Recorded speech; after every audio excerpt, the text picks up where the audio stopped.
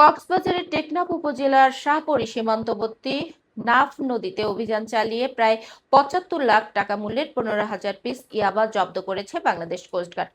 তবে অভিযানের সময় মাদক কারবারিরা পালিয়ে যাওয়ায় কাউকে আটক করা সম্ভব হয়নি। সোমবার দুপুরে কোস্টগার্ডের মিডিয়া কর্মকর্তা লেফটেন্যান্ট কমান্ডার সাব্বির আলম সুজন এ তথ্য নিশ্চিত করেন।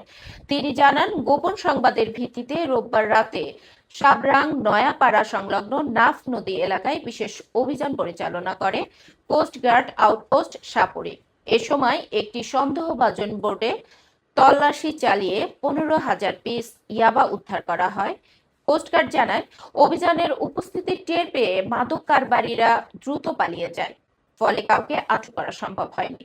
জব্দকৃত ইয়াবা ও পাচারের ব্যবহৃত বোটের বিরুদ্ধে আইনগত কার্যক্রম প্রক্রিয়াধীন রয়েছে। পাশাপাশি মাদক পাচার প্রতিরোধে ভবিষ্যতেও অভিযান অব্যাহত থাকবে বলে জানিয়েছে কোস্টগার্ড।